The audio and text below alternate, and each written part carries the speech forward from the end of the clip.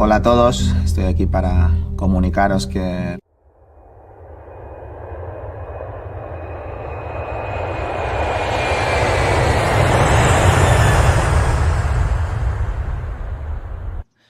My name is Clara Towson, and I'm a friend of the show. Boom. I am Francisca George, and I'm a friend of the show. Perfect. Hi, my name is Susan Leemans, and I'm a friend of the show. Boom. Yeah. My name is Zainab Sammaz, and I'm a friend of the show. Boom. Hey guys, my name is Sasha Vickery, and I'm a friend of the show. Boom. Hi, my name is Lloyd Harris, and I'm a friend of the show. Perfect. Hi, my name is Jasmine Paolini, and I'm a friend of the show. Wow, Jasmine, you got it in one time. Hi, my name is Jan Faria, and I'm a friend of the show. Boom. Yes. Take one. Well done. Ready? Play.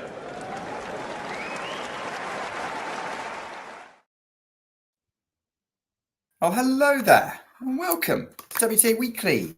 And I'm very glad that I'm on with my good friend and fellow WTA enthusiast, Vanch Vermani. Vanch, how are you? Good. Love the intro as always, Nick. I love talking about the WTA and some couple of good stories this week. Yeah, definitely a couple of good stories. I mean, I guess the headline story is that the last 500 champion of the year has been crowned in Tokyo. It's Zheng Wen, who has claimed, what is it, her 5th title of her career from 9 finals. That I've basically just memorized your tweet on this, Vanch. It definitely feels like now that she's one of the players of the year. She did go off the board a bit after Australia, but sort of post Wimbledon, she's picked it up and she's got herself a nice haul of points to kind of go on with. And walking away with another 500 by winning Tokyo. And let's be honest, did not look like being challenged, really. Yeah, I think this is one of those runs that like you could see coming in the first few rounds. Just like right from the first round, you could see that she's definitely the best player in the field. She's the most in form since Wimbledon. Like you said, I think she's 28-4. So, pretty elite. Like her 2 of those losses have come to Sabalenka. I think one to Mukhova. And then the other was in Cincinnati when she was pretty tired coming off of the Olympics against Pavlyuchenkova. So, it's been very good. I think two seasons in a row now we've seen her sort of have a really good second half of the year, but this year is even a step above. And she's winning all the matches she should be winning at this point. Her serve is such a big weapon in the final. She only faced 1 break point and was pretty much unchallenged in most of her service games, and against a pretty game Kenin, who was compromised a bit physically in the final, but I thought she still played pretty well considering everything. And Zheng Wen, I think, is very deserving of that 8th spot of the WTA finals field, and I look forward to seeing what she does in Riyadh, because I think with that serve, indoor hard courts, I think she's going to be pretty hard to beat. Do you see Zheng as the 7th, or the 8th player? Because I would treat Krejcikova as the 8th based on points. Yes. Based on the points, yes, she's definitely 7th. But technically 8th because we knew Krejcikova was in months ago. Yeah. So that made the cutoff a bit harder, because originally it was like between her and Navarro, but then she really distanced herself from Navarro by getting to the finals of Wuhan and then winning this. So I mean, really, Zheng's probably, I would say, up there contending for sort of if we were to divide the year into sort of quarters, as many organizations do, maybe following on from Wimbledon, definitely 3rd or 4th, maybe even challenging for 2nd best of the last sort of 3 months. Yeah, definitely, because her only the only real losses were to Sabalenka and then Mukhova, who got to the finals of Wuhan. And I just think overall her whole body of work since Wimbledon, that's like when you win a title like this and you're expected to win it, and kind of there were no doubts going in, and then you actually like do it pretty dominantly. Like, she wasn't really, like you said, challenged a great deal during this run. Both the semifinals and the finals were pretty similar in that, like, she was creating chances a ton in the first set, but she didn't like take them immediately. And then in the tiebreak, she just steps up for a point or two, and then like just carries the momentum in the second set. Gets better as the match wore on. Her opponents got a bit tired. Schneider towards the end. Kenin, I think, was definitely feeling it physically, and then she just kept the pressure on. And it's an interesting player because I mean you have obviously the big serve and return, but she has this like obviously some hitch in her serve, but she still hits the most aces of anybody on tour, and she used to have more double faults than she's doing now, but I think she's definitely cleaned that part of her game, and she's become like she obviously with the reliable, really big hitting on these fast courts, she's become more of a threat. Whereas before, I kind of saw her more as like, okay, like the heaviness is going to really benefit her on clay, and then we'll see on hard how much she actually can absorb the pace from the other bigger hitters. But she showed in Sabalenka already in that match against Sabalenka that she's like making more progress in terms of like shortening her backswing, and like I feel like the improvements are coming steadily for her. Yeah, she's definitely making her game work. I can't see any obvious things that she's changed. Like a lot of people mentioned the hitch. I've mentioned the hitch on the show and asked people about it before. Like she's the ace leader. She on tour. She's cleaned up the second serve. She doesn't get broken as much. I would also kind of I would put her up there with one of the best servers on tour in terms of results, and that's really kind of helping her at the minute. I guess it's kind of one of those things that she seems to be finding a lot of confidence in her game, and she's still making mistakes. She's not dominating that often, but I'm noticing her mistakes are mattering less in that, like when she does make them, maybe there's fewer of them, maybe they're at less critical points, maybe she's mentally a bit tighter in the key moments, but I think we can definitely say that this sort of last 12 months, we've really seen Zheng grow as a player. Yeah, I've also seen her like stand pretty far back on the return of serve. Like she sometimes takes a little bit of a deeper position, trying to just find ways to buy herself some more time. Because when she has a lot of time, she's very dangerous because of how hard and heavy she's able to hit, particularly on the forehand. The serve is an interesting one because if I'm a coach, like maybe I don't want to change anything because she is the ace leader and she is kind of she can hit her spots really well even with it, even with that technical hitch. I do think this is a good point from Clefa that Kenin is statistically one of the easier players to ace, just like based on the last couple of years. Between her and like Ostapenko, it's usually always like kind of rotated, but I mean nonetheless, yeah, she still had to back it up from the baseline, and I feel like in all the bigger moments she was just a little bit more sturdy, and you could just I mean you knew she was just going to hang a little bit tougher, defend a little bit better, and eventually she ended up getting that one crucial break at the end, which it was one of those matches where there actually weren't that many breaks. There was only one break of serve at the very end, and when she was in a little bit of trouble at 4-2 and she had to save the break point, she came up with a nice serve there and then kind of was able to avoid that jeopardy. So yeah, overall it just felt like she was the best player this week.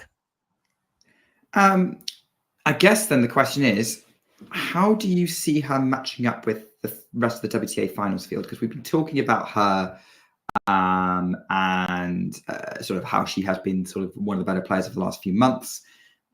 I know I'm seeing a lot of questions about sort of over the year for her. I don't think now's the time to talk about best players of the year until after the WTA finals, maybe even after the Billie Jean King Cup. But thinking about this, how do you see Zheng matching up with her fellow WTA finalists? Is she gonna be a contender to get out the groups, or is that really going to depend on what group she's in? We know which player she's definitely not going to play in the group stage, and that's Barbora Krejcikova. So we don't need to worry about that matchup until further down the tournament. I wanted to kind of get your thoughts on maybe when we look at sort of early stages, what her prospects might be. Yeah, it'll be interesting to see if she does play the Iga again, what that matchup looks like. Just because obviously there's question marks with Iga, but also just like with the last win at the Olympics, how much sort of belief that gives her going in. Against Sabalenka, I think we've kind of seen what the matchup looks like, and it's generally going to be in Sabalenka's favor. But I'm more interested in it after the Wuhan final, where I saw a few more adjustments, and then there's hope that she can make it more competitive from here. I think honestly against players like Paolini and Pegula, I think those are going to be the two players that she has the best chance of like getting wins against. I mean, Pegula is obviously going to be pretty tough, especially if it's a faster hard court, because of just like her style of play, how much it suits the big flat hitting. But I think but also like it's going to be interesting because some of those players haven't had the best form coming in. Like Pegula didn't have the best Asian swing, but she's also going to be pretty well rested. And then same with same with like Iga and Elena. So I think against Paolini we've already seen her play once, and it was a nice competitive 3-set match. But I think there's a chance if you go 2-1 and you or even if you go 1-2, but you have really really close matches with, let's say, a Sabalenka, and you don't win them because every single game and set counts. There's a chance that she could get out of the groups this time. I'm trying to think like state of the race in a minute. I don't think it's shifted that much. So yeah, I mean, this is one of those things that maybe we need to we might want to do a whole WTA preview, finals preview show. But I've been thinking about sort of who Zheng could get. She's going to get Sabalenka or Swiatek. I think she'd probably prefer Iga out of Arena based on the two. I don't think either's great for her, but Iga, she has a win against Arena. There seems to be some kind of block, although she has made some strides clearly after that Wuhan final. Then it's Coco or Jasmine. I think she'd probably prefer Jasmine in these kind of conditions. So. Yeah. And then it's between Elena and Jess, and both are pretty well rested, and we don't know what their form's going to be. Yeah. So I mean, amongst those, it's possible again that she could sneak out. She could definitely get one win. I think 2 is still very much on the cards. If she does play Sabalenka and Iga, I wouldn't pick her to win the match, but I think I would expect it to be somewhat competitive. I don't think it's just going to be a straight up blowout, like for example that we saw at the U.S. Open, where Zheng didn't like really stand up to Arena in any kind of way. But I think it's actually it's not like a foregone conclusion that she's just going to be 0-3 and like not be that competitive just because she just clinched the last spot now. I think the momentum is on her side. I feel like she's a better player than she was a year ago and more competitive against the best players. So it depends. Yeah, I think what we're going to say is obviously it depends on what the groups look like, but regardless, she has a chance of getting out probably as the second best player. And then basically it's game on from that point because it depends on who the semi-finalists are. Yeah, pretty much. I think actually like the main story this week for me was actually Kenin and not Zheng. Yes. because where did that form come from, right? Yeah, for me, Kenin was the bigger story. No offense to Zheng. Obviously, she's the one holding the trophy at the end of it, and we did need to spend about 10 minutes on her to give her the limelight she deserves. But everyone was talking about Kenin because, we did the WTA Weekly show with Miles last week, and he was like, he completely wrote Kenin off, like doing anything this tournament. And then what does she do? She comes out, she wins a couple of matches, she wins an epic against Clara Towson. And was it like the last 16? I think it was the last 16 against Towson. Yeah. And the next thing we know, she's fought her way past Kasatkina, demolishes Bolter, and puts up a good fight against Zheng Qinwen and maybe ran out of gas at the end. But yeah, this is Kenin's maybe annual peak form where she reminds us how good she can be. Yeah, look, I was looking through her results, and it feels like every September or October she kind of pops up and does something big. Like last year, she made the San Diego final, and she played like how she played this week. And like obviously, she made the Roland Garros final in 2020. I think 2021 she didn't play anything after Wimbledon, and then 2022 she was sort of working her way back up the rankings. So like winning a lot of matches at like W125 and W80s and stuff. But it just feels like this time of the year she's like gets her mojo back and like actually like starts playing the kind of tennis that she should be playing more often during the year. I mean, she's had a couple of like good wins. Like she beat Jabeur, she beat, like she's pushed Iga at the Australian Open, Pegula. Like she's had some tough draws, which I think has explained some of her poor win-loss record. But this match against Towson is the one, because like a match like that gives you a lot of confidence when you come through something like that. I think Towson was serving for the match, so was serving for a 6-4 in the third win, and then Kenin just pulls off 2 insane backhand winners and like comes back and like really takes it from Towson, and then even was down in the tiebreak and came back and won that. So after that, when she played, she had the benefit of playing Kazakina, who sure was maybe physically a little bit exhausted from winning the title last week, and was dropping the ball quite short a lot of the times. But when she takes the ball really early and she redirects so well, and is that good from the baseline, then you combine that with like just some of the unorthodox shots that she'll sometimes hit with like the two hands on the racket, and she'll go for the drop shot when you're like least expecting it, because you're expecting her to keep hitting those line drives. So she's got a lot of that like unpredictability in her game, which I think makes it tough to know what she's going to bring on any given day. But it's also clear like it's not a kind of game right now that's gonna be like consistent week in and week out, because we've also seen like, for instance, in some of the big points against Zheng, like who has more margin sometimes and can rely on her defensive ability more, it's a little bit easier for those players to problem solve. But like there's no reason why she can't be doing much better than she is now still, because for her to be ranked 155 was a little inexplicable for me. I guess now it's a bit better, like she's in the top 70 and stuff, but the more sort of matches that she can win at this level, or even if she can continue this momentum, it would be better, because it would be better for the top players and it would be better for her. It would be better for tennis. I mean, yeah, more kind of the Grand Slam champions who make themselves felt in tournaments and bring that level, the better, because it's great for us to watch, great for anyone to watch, whether you're a new fan or not. But I do have to say, this is the kind of thing we've been saying about Sofia Kenin for how many years now? Yeah, for like at least, I mean, basically since 2021, I would say. I mean, 2020, she had a good year, all things considered.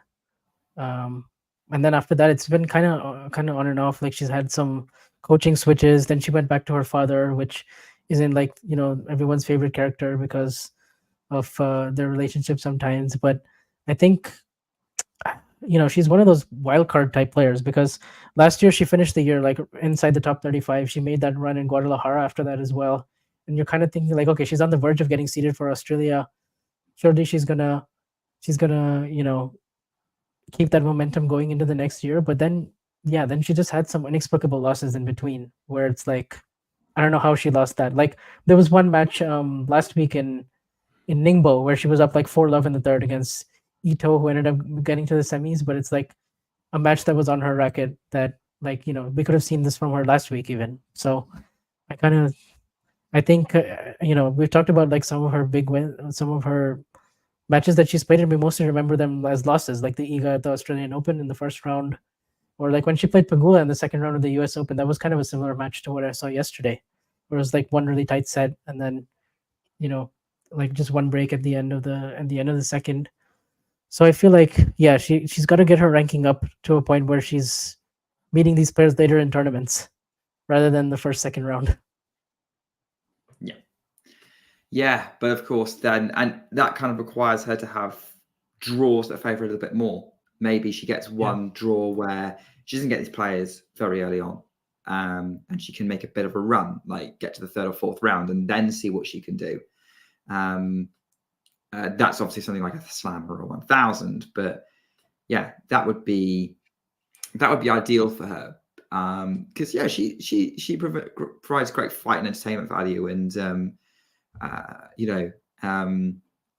has a great story behind her. So yeah, all power to Sofia Kenin doing well. Obviously she's got one more tournament week and then she finishes the year kind of on a high. And then I guess it depends to see how she picks it back up in Australia, where she's obviously got so many good memories from winning it in 2020. It'll be 5 years since she won it, in fairly spectacular style, let's be honest. Well, she took out Bart. Did she take out Barty? Yeah, she took out Barty in the semis, and then of course everyone remembers that game at 2-all love 40 in the third against Muguruza, where she had like a bunch of aces and winners, and the famous Kenin hole that we see videos of every time on our timeline. But yeah, and then she wins another title, and then COVID happens, and then like all of her momentum is derailed. Then she gets to the fourth round of the U.S. Open, loses love and love to Azarenka in Rome, and so none of us are expecting anything at Roland Garros, and then she gets to the final, Yeah. and then Yeah, loses, and then unfortunately, just she was on the wrong side of history there. So, Kenin in 2020 was, if it wasn't for COVID, she'd probably have been contending for number one at the end of the year. Yeah, that was definitely something like people. She was kind of overlooked at the time, I remember, because of the whole COVID thing, and then in 2021 she didn't really back it up, but then she had an injury after Wimbledon, and then kind of like 2022 she spent the whole year just working her way back, and then last year she finally gets there at 35, and then now all of a sudden having to reboot again. So I think she's only 20, she's 25, going to be 26, so she's not as young anymore, but I still feel like she has some good years ahead of her, and she could. It just takes 1 or 2 weeks like this, and then you get seeded, and then hopefully. I guess then it depends on how well she then, like, obviously she's definitely someone who I think deserves to be seeded for Grand Slams, top 30. She has that level in her. Yeah. I guess the question then is how well does she match up against the current top of the game, which I guess we'll find out, because I don't think I wouldn't rule her out from winning any. I think she's got the capability of pulling off 1 or 2 upsets in her career still going forward. You know, I would not. Well, she beaten Sabalenka, albeit an off-color Sabalenka, in Rome last year. Iga, she's pushed on faster courts. So yeah, we'll have to see how it goes. But I guess my question is how, like, in her kind of rising up, how does she match up with the players who are now taking their place at the top? Yeah, I think she's had about 12 top 10 wins in her career, but none of them against, like, you know, really in form, like Iga, Arena, or Coco, or players like that. So that would be interesting to see, because we haven't really seen those type of matchups regularly enough. But, you know, I got a sense for, like, if she's in form, like, kind of if she's playing pretty well, like, she can push these players for about a set and a bit. And then the question is, like, does she have the mental toughness to, like, live with them even longer? And can she do it week after week, which is the main thing she hasn't answered enough for me yet. But who knows? Maybe she can actually carry on this momentum. Yeah. And I don't want to make it sound like I don't believe that she can do that, because I do. It's just a question that's unanswered, but it's still there. But I think AO 2020 kind of shows how good she can be given the level of players she was beating to win that tournament. Yeah, and of course she had a pretty consistent 2019 as well, building up to that point. So it wasn't like, I mean, it was a little bit out of nowhere, but it wasn't like, you know, who is this player outside the top 30 winning a major? She was, I think, like 12 or 13 at the time. So, yeah, like she was playing the WTA Elite tournament, and she already had wins over Barty the year before. So super consistent, won some titles, got to the semis of a few 1,000 events. She was starting to mix it. So yeah, at the time, surprised. When you look back, maybe you can see it coming. Although maybe if Australia was at the end of the year, not at the beginning, it might have fitted the trajectory slightly more. Yeah, for sure. But in general, I think we're all just kind of waiting and seeing what that whole 2019, 2022 with Andreescu and Osaka, and I guess you can throw Kenin in there. Barty, of course, is no longer there, sadly, but those kind of players we were still expecting them to be at the top of the game now. But obviously, like, for a variety of different reasons, plus COVID and injuries and stuff, like, it just hasn't worked out for them in that same way. And they're just different players now who have that one slam, but at the end of the day, it doesn't really like change the way we look at them week in and week out, because you still have to, like, prove yourself again and again. But at least they'll always have those moments, and, you know, that'll be something that they'll, even if they don't get to those heights again, but if we see flashes of it every now and then, we'd like to see it more consistently. But I think Kenin is one of those players who, like, should be in the top 30. You know, she has what it takes, so it's good. Let's park the Kenin conversation for now, and hopefully we'll talk about her many more times. And let's just finish off the other stories from the week on the court. So let's go with the other title that happened in Guangzhou, which was won by Olga Danilovic 6 years after her last one, which she won as a 17-year-old. And this is a nice win, I think, because Danilovic, first of all, has provided us with some fantastically entertaining matches throughout the year, particularly at Roland Garros and Madrid. But I'm also thinking of Roland Garros, where she beat Collins, and she had a couple of marathon three-setters, and was really the one of the talking points of kind of like the early part of the tournament. She beat Caroline Dahlheid quite convincingly. She beat Siniakova in the semi-finals, top seed.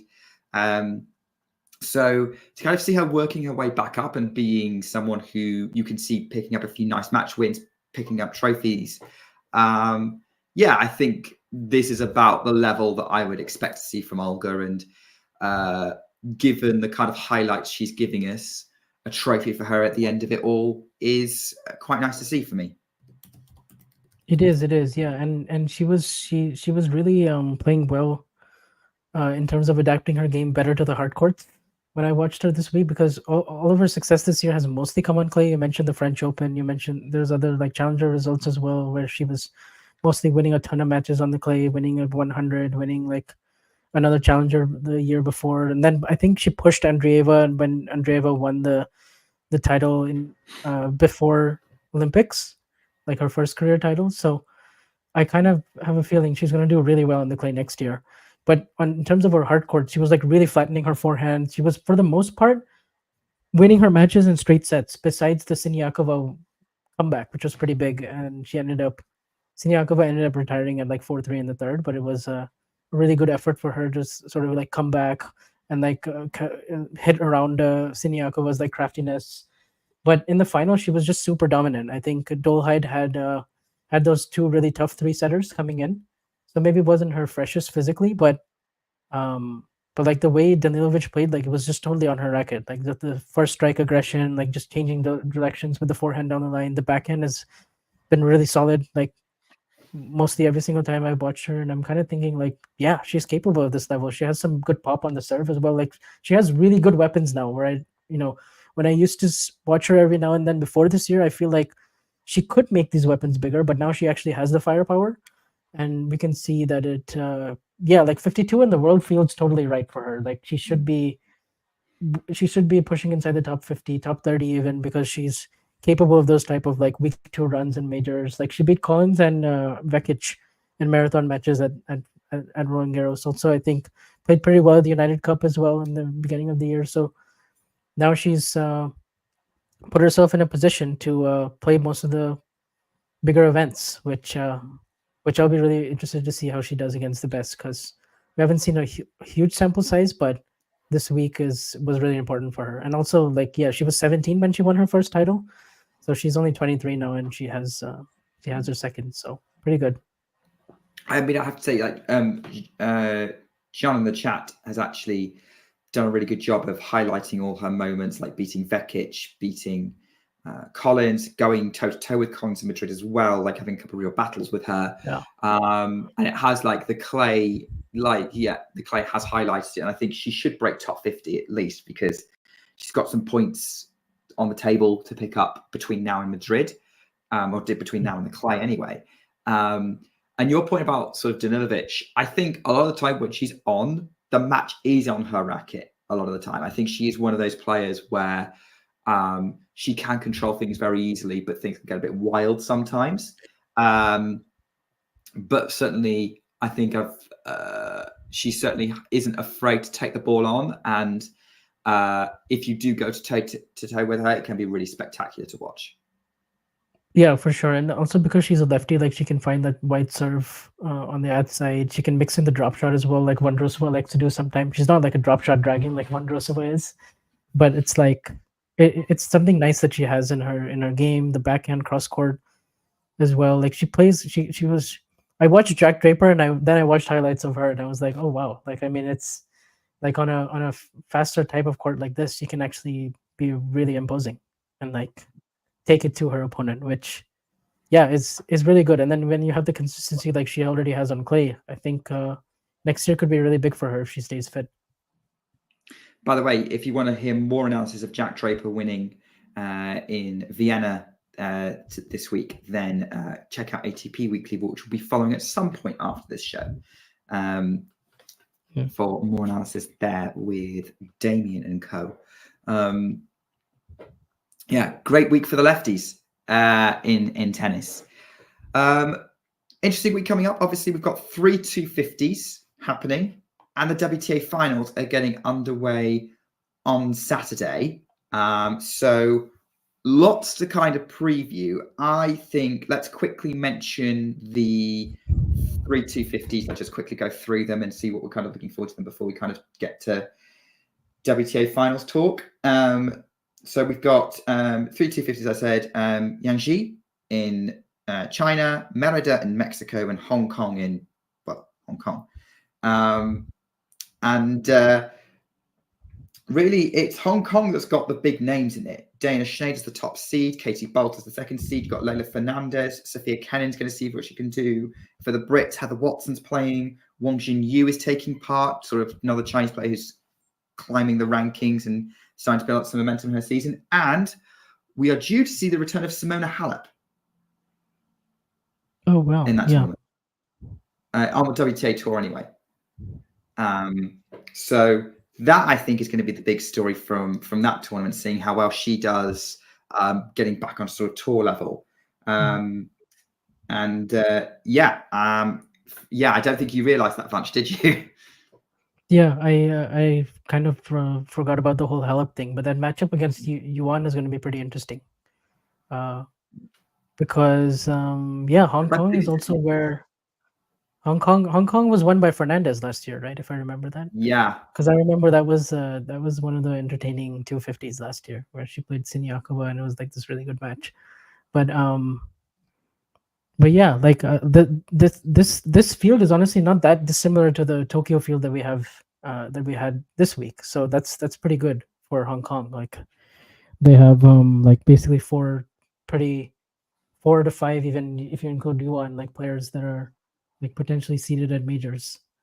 And then you also have Halep in there. So yeah, I think that's, and then you also have Kenin trying to, continue her form this week. And you have Susan Lehman's friend of the show who also won a title. Yes. Recently. So yeah, there's a lot of like wild cards with Halep and I guess some other local players that I haven't gotten a chance to watch. So if I catch any of them, I'll be interested to see what their games are like. I think Hong Kong for me is the one I would probably bring a little bit more attention to results wise, although time zone wise it might end up being more Merida that's going to be on when I'm available. Schneider probably favourites, depending on sort of how she's recovering from that semi-final loss in Tokyo. Same thing for Katie Bolter, who's coming off some good momentum there. Leila Fernandez, bit of pressure on her at the minute, maybe, to perform. So I'm curious to see how she does there. I don't think she would tumble too far down. I think she's still kind of in the contention for staying kind of in the seeds, but for slams. But some notice there. But yeah, for me, maybe wouldn't be that crazy to see Schneider and Bolter to going head to head, unless Halep really decides to turn it back on. But age might not be on her side there, or Wang Jinyu does something. That was a name that kind of really caught my eye. Yeah, I agree with you on the field. It's a good field. It's kind of really strong for a 250. And it's been run by Linar as well. Yeah, wow, exciting. I think Fernandez is about 32 right now in the race. She obviously won this thing last year. So I think she would, yeah, you're right. I think she could use a pretty good week. She's run into Zheng a couple of times the last weeks, but she's been playing well. Like she pushed Zheng. That was the one set that Zheng lost 6-1 to Fernandez this week. So maybe she can defend her title, but there's some good players here. Katie Bolter also dropped off a little bit after the grass court season. Hasn't really played her best, but then this week she showed some much better stuff until she ran into Kenin, who was just redirecting the ball really well that day, and then kind of ran away with the semi. But yeah, for me, these players, if they want to like remain in that sort of seeded range, then yeah, if they do well, maybe not win it, but like get to the semis and stuff, because that's where all the points are, and hold seed, then I think that would be pretty successful for them. Of course, some are also playing the Billie Jean King Cup at the end of the year, so want to give their best there. Yeah, like Fernandez, who won that, who like last year's when she really came to life in the finals. Yeah, that was Layla's. Like Layla was kind of back to the kind of fireworks Layla we'd seen in 2021 at points there, and in parts of 2022 as well. I guess they're kind of. I'm looking at the other things and like, yeah, I think you're right. Tokyo is going to be a battle of the people who want to be seeded for slams. The only other maybe contenders would be in the Jiangxi field would be with Marie Bushkova as the top seed. Like she might be seeing me get some points to kind of sneak into the seeds. Rebecca Shramkova is the second seed. Only other noteworthy names in there would be Laura Siegemund and Martina Trevisan. So obviously Siegemund, a friend of the show. So yeah, probably again a fairly similar to kind of the tournament we've been seeing recently in Guangzhou and Osaka, kind of an opportunity for someone to pick up a 250 title and kind of get some silverware and some good points. Similarly in Merida, where I don't think there's any top 70 players playing, despite it being a WTA 250. Top seed is Renata Zarazua. Yes. And then other seeds, Podoroska, Tomjanovic, Nima, Anna Blinkova, Tatiana Maria is playing, and friend of the show, Zeynep Somnes. So probably those Merida, particularly a good opportunity for someone in the lower end of the tour to get themselves and solidify themselves in the top 100. Whereas Jiangxi, I think, is probably an opportunity for people who are kind of in the lower half of the top 100 to pick up some more, to just get some more good points on the board. Yeah, the names that I'm watching out for there are basically two of those names, Anna Blinkova and Alena Tomljanovic. Okay. I think that would be a potential final if it happens. But I mentioned those two players because they're doing really well in like the 125s. Like Tomljanovic won the 125 recently, and she beat some pretty good players there, and she's back inside the top 100. She's had a rough go of it late. And exactly what Miles is saying, this might be a really good chance for her to win a WTA title. And she's obviously achieved so much, but she hasn't won the WTA title yet. And I think this could be like, that would be a huge monkey off her back. It would be a really good story. I think Blinkova is also somebody who, like, you know, obviously captivated the world with that insane tiebreak against Rybakina in the second round of the Australian Open and the win. And then she beat Pegula after that. She had a good, like, she was playing well in like that until Indian Wells, and then she just had a string of these like early losses, like kind of lost her ranking, but now she's working her way back up. She just lost the 125 final today to Rebecca Marino, I think, or no, actually it was Stikusic. Stikusic won the title. Stikusic, so, yeah. So that was so Stikusic is another player who's probably going to be in the top 100 pretty soon. Blinkova's could potentially get to the final here. Then you have some players like Sarasari Bestoma. Like this is basically like the players you're gonna see a lot of 3-hour matches. Basically, I think like these are all players who are just gonna especially in Mexico where it's a slow altitude court. The courts they produce tend to suit the grinders a little bit. So you're right. This could be a really tough physical event for them. And you know, I did mention obviously no one in the top 70, but actually there's some decent names in there. And like, if Anna Blinkova and Ajla Tomljanovic walked away with the title, no one would bat an eyelid. And the idea of Tomljanovic winning would please me greatly because, we've been waiting for that for her for a while. And given this has been a really tough year for her, being really on and off, trying to come back from injury, I think this would do a lot for... Like there's some players who could really use this week. Like I look at somebody like Alicia Parks, you know, who's just really struggling right now to get any kind of form. Like if she gets a few wins here this week, she's also in Merida.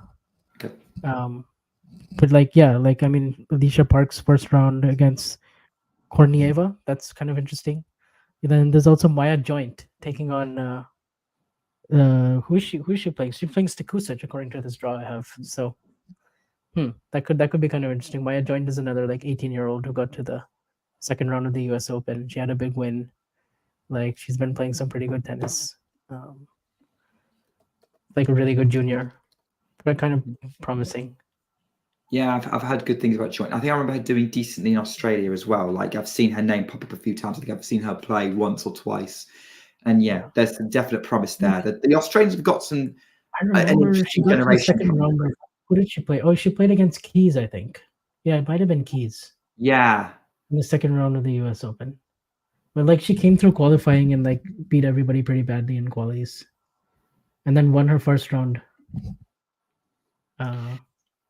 Taylor But yeah. Preston's another young Australian that I've been keeping an eye on as well. Like the Australians seem to be, I think that there's an Australian generation that's really being pushed at the minute because maybe if sort of a lot of their top players are kind of absent due to injury or retirement. Thinking of Ash Barty in particular. So certainly I think names like Joint were probably going to definitely, I could see her getting a wild card into the main draw of the Australian Open if she doesn't break top 100. Yeah. I'd be surprised if she doesn't get a wild card, to be honest. Yes. The way her results have been trending right now. Yeah, same. I think we'll see her in the Australian Open main draw, but that's way in the future because we need to get through the end of season first. And speaking of the end of season, it's the WTA finals happening on Saturday. So I don't know. I think we still need to sit down and sort of plan a proper preview for it. But I think just to kind of go into what we kind of know now for some updates. Last week, Miles and I were talking about players who might or might not be playing. Looks like all of the 8 are in Riyadh or heading to Riyadh. So as it currently stands. Yeah, actually, I'd forgotten that it starts on Saturday. So that's a good that's a good thing to mention, Nick. I was expecting it to be a Sunday start, but I just checked. It's November 2nd and the 9th, which is good, I guess, because it won't be clashing with the ATP finals, the finish. Yeah. And the finals on a Saturday as well. So the final, I've been looking at this. The final's going to be, and apologies for, I'm just going to do GMT, and maybe the producer can kind of put all the times. But I am aware that the final will be at 8 p.m. GMT on Saturday, on Saturday the 9th. Although it might be 7 p.m. because of the clocks change. I don't know if the clocks change in Riyadh as well. Okay. So 7 or 8 p.m. For that. So yeah, Saturday to Saturday run, which is great because yeah, you're right, doesn't clash with the ATP finals. Does clash a little bit with the end of the Paris Masters, which is happening this week on the ATP side. But yeah, going back to what I was saying, like we were talking about this last week with like who might or might not be playing, whether Rybakina is going to play, whether Krejcikov is going to play. Everyone seems to be in Riyadh, and Rybakina's already pretty much put a statement out saying she's playing, and we've started seeing pictures of her practicing. So I guess there's a little bit of a following up from the conversation that Miles and I had, which you can go back and watch the separate video of if you don't want to go through the whole episode, where we both basically said maybe with the best not for Rybakina not to play, but this does seem to be playing into the scenario that I put forward where it kind of works for her to play coming in fairly fresh. And wanting to end a difficult year on a high. And part of me is kind of interested to see what a fully fresh and maybe newly motivated Rybakina could do at the WTA finals against maybe opponents like Arena might be. How much gas does Arena have? How much is Iga and Wim Fissette still working things out? You know, there's a possibility that Rybakina could do something. Yeah, I'm definitely not ruling it out, but it's just nice to see her like back in the whole field with mixing it with these top players, because she does provide that really nice contrast. And obviously when she's playing the sort of tennis that she was in the first 3 or 4 months of the year, then she's like a real factor at every big tournament. So yeah, it'd be nice. And also like she's now split ways with Bukov, and like that's gone a different direction, and like hopefully she's just much more happier on court, because she wasn't happy for many months and going through quite a lot off the court.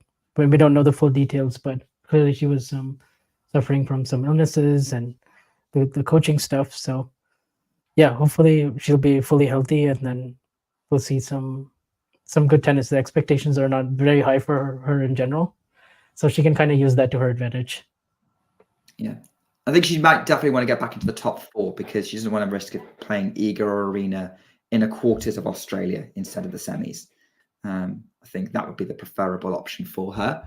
And the WTA Finals is certainly giving her a good opportunity to rack up some points to do that. And it's points that I think we probably need to talk about because, oh boy, in the last sort of week, there's been a whole hoo-ha about the WTA ranking points because, of course, the WTA did not give us advance notice this is how this is working. Yeah, I think that's the part about it. Yes. Like the WTA had to put an article like literally explaining why there's been a new number one, which I think isn't like the best look for tennis is this because a it's rule like change they literally just decided, or they just decided to keep from us? yeah, like and also like we didn't know when it was going to be dropping. Like it just so happened that it was like the week before because because they were Iga and Arena weren't playing the last 500, so they just dropped it right before, and it was like going to happen eventually that like Sabalenka would overtake Iga depending on like how the rankings were going, even if like say Iga had played Wuhan or something, like it could have happened like this, but just like the way that it happened, and then like the loss of points, and then it gets to the whole bigger thing about like the 500s in general and like where are we at with that right now, like so many mandatory tournaments. That's like a whole different conversation, but also just like if you have to like write an article explaining what the rankings like why the rankings are shifting like this and like it wasn't very clear the whole thing, then it should be like ranking should be like very self-explanatory, but yeah, and that's the thing that's bothering me the most. We've got into conversations before about like I've been in conversation before online or on the show about the expectations of WTA players and how many tournaments they play and how much is too much, and I've always gone with player health should dictate. Player health should dictate. And now you could make the argument that actually most WTA players play 20 tournaments a year. In fact, you don't have to go very far down the rankings until you sort of even get mid-top 10 level to see players who are playing 20 tournaments a year. It's the top players who don't so much, and they're the ones who are getting hit the most by this. And it's Iga and Arena, because Arena's losing points as well, just not as many as Iga, by the way. This is not about a particular player. My counter would be, but because they're going deeper in the bigger tournaments, especially the ones the last 2 weeks, they are probably playing as many matches as the people who are playing the 20 tournaments to make up the results, but they're worth fewer points. So I don't know that. I would like to do the research to do that. Vanch, if you decide to do that first, go for it. But well, I can tell you this: that Iga's played the most matches of anybody this year, even though she's missed the entire Asian swing. She's played 67 matches, and she's played 67. Sabalenka's at 66, so right below her. But like, literally, the goal of the mandatory tournaments is to get people to play. And if you're winning so much and you're getting to play so many matches a year, like that kind of, like they're kind of fulfilling those requirements anyway. So I just don't see the ATP, for example, has 8 mandatory 1000s, 4 500s, which seems fairly fair to me. Like 4 500s is perfectly fine instead of 6. And then obviously you have the 4 majors. So it's just like the sudden jump from like going from playing 12 mandatory requirements to then all of a sudden have 20, where like, let's be honest, most of the top players are not meeting that. Like most of them are getting penalized at least a few points in the top 10, at least the players that are playing. Like it goes for Paulini, for Goff, for everybody. Like they were all deducted a little bit, but it just so happens that this means that we have a new number one, even though like obviously, Arena would deserve it. She's won more slams. She's won, like she's leading the race and she probably end up finishing the year number one anyway. But I think it also just, it kind of, we were looking forward to a really nice finish to the end of the year with a real race at the WTA finals. And now I just think it like something absolutely dramatic would have to happen, like an absolutely dramatic drop off from Sabalenka and like Iga just tearing the field or something to even give her the chance. So that's not really like a huge story anymore. Whereas before it actually was. Before the point penalty thing, it was more of a story and possibility. But now it's like it's almost all gone. It's massively undercut the drama behind the battle for number one at the WTA finals, because now it's going to come down to Arena having a horrible tournament for Iga to have a chance of getting it back. And whereas before it was like 770 points, whereas last year it was like 630. So and also so it was like a similar situation as last year, which was which ended up being really good for the tour because you played one match that kind of decided it at the end. Obviously, Iga still had to win the tournament, and this was in the semis, but Like now we don't have anything like that for. And this is the thing that annoys me more, to be honest, is that the WTA have now shot themselves in the foot a little bit because it's now made it more confusing to follow the sport and less dramatic, which for me is the worst thing you could do to any fan, no matter how many years you've been following tennis. I want to be able to, I use the live rankings a lot because I can't be bothered to do the math. It's complicated enough anyway to work out point drops and then potential gains. I enjoy doing that. Vanch, I know you probably enjoy doing that even more with your amazing maths brain. But there is an element of complication enough. But now you've got to factor in whether they played enough 500s, so suddenly some 1000s don't count. Because before it used to be just a 0-pointer, right? But now you're getting negatives off of mandatory tournaments that you did play, but it's your worst result. And so if you're like Iga and your worst result happens to be around a 16, then it obviously you're penalized more, right? Because you're getting penalized for being more consistent. Which at that point I don't know if that's really I can see obviously why Iga fans were pretty upset about it, because it's kind of. Yeah. If you're an Iga fan, of course you're going to be upset. I'm coming at this from a WTA fan. I'm not bothered too much whether Iga's number 1 or number 2. I think she's still. It's more about the whole structure, right? The whole. Yeah. And maybe we're talking about tournaments played. Maybe there needs to be something built in around actually the threshold for mandatory play in terms of should be matches played, because there's 2 reasons for this. First of all, it would be fair on the top players. They actually play as many matches as everyone else by playing fewer tournaments because they're going deeper. But also, the reason why the WTA want to make 20 mandatory tournaments is so that you get the top players on television screens as many times as possible. And but you also want to keep your top players healthy and fit, because otherwise it does damage the spectacle of the sport that they're not able to perform potentially. For me, you want to try and mandate how many matches a player takes part in. And, they're going to get the penalty anyway if they suddenly underperform and lose a bunch of matches, because they'll just drop down the rankings and then they're not the people anyone's talking about anymore. There's a natural thing that will balance out there, but it's kind of them going, okay, well, we want to get Iga Swiatek playing as many matches as possible because we know loads of people watch. We want to get Arena playing as many matches as possible because that's what. And so maybe mandating how many matches a player plays rather than tournaments would maybe mitigate that, provided you did it on the right way. Yeah, I could see that working. I could also see that being more complicated. I mean, I think if you limited the number of mandatories a little bit, then you could already do a lot here. But also, I think it also depends on financially. I know the ATP has a huge incentive for players to play 500s, because there's this bonus pool at the end of the year where the top 30 players you get bonus points for if you won the most number of points at 500s, then you get extra incentive money. Sometimes there's appearance fees. I know the WTA maybe just doesn't have that in their budget because it's obviously financially it's a lot harder for them right now, and they've taken a big hit. But also they've increased the number of 500s, and then they've limited the number of 250s that top players can play, where they can only play one every year, right? Something like that. Every top 10 player can only play one. And it has to be either somewhere that they're defending champion of, or it's their home tournament.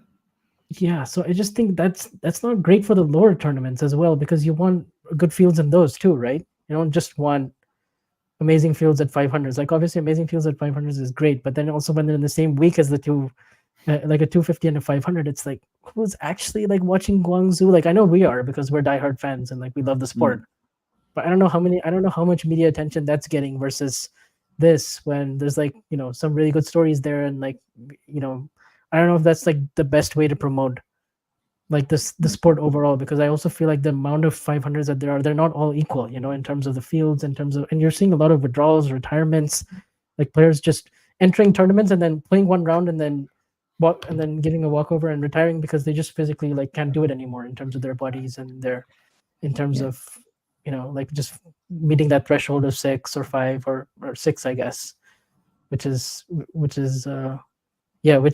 like overkill, especially because the 2-week events are coming now, and there's going to be more 2-week events next year, and the requirements are still the same. So and this is not even including like Billie Jean King Cup and Olympic year this year. So I just it needs looking at, and I definitely agree. The number of mandatory tournaments needs to be reduced.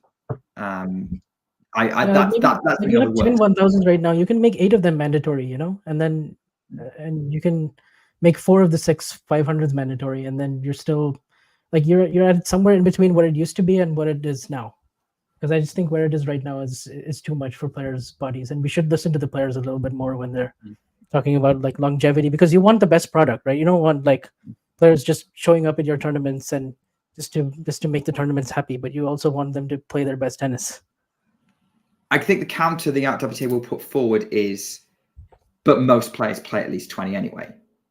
The answer is they do, but they go out in the first round much more often. Yeah, exactly. And then they need to play more and more and more to accrue, like half the number of points, because that's just kind of how it works. You have to win to get more points, more ranking, more seeding, better seeding, and I just think it's in a bit of a tough spot. Even though like it's good that there's a lot of 500s in some ways, like it keeps us entertained and everything. But I just I don't know if that's ideal, especially like the week after a slam, the week before a slam. Players are just kind of playing because they have to, and then you don't really end up getting the best sort of. No, definitely not. All right, I think we'll wrap it up there because we're coming up to an hour, and that's more than enough time to listen to our voices. So yeah, we'll see if we can do a WTA Weekly coming up at some point to kind of do a proper preview. The first match is at 5:30 GMT on Saturday. I believe. Vance, you are the time zones expert. You can correct me if I'm wrong, but that is what I believe. So if that's the case, we are going to see if what we can do. So producers will work something out. So we'll probably see you for a full WTA preview show for that. And then we could go over any kind of stories that might need mentioning from the week up to the point. I don't know when the finals are going to be for all the 250s, maybe on a Saturday morning. Could probably wrap it all up then. I think they're actually going to be finishing on a Sunday. Never mind then.